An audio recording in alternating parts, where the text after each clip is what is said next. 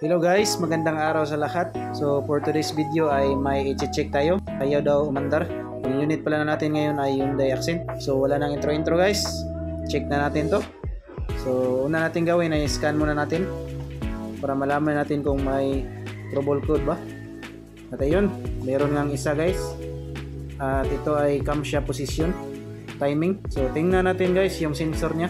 At pagkatapos ay delete natin yung kanyang trouble code. At dahil sa start nalubat yung kanyang battery at 11 volts na lang, kaya i-jump start natin para umandar to.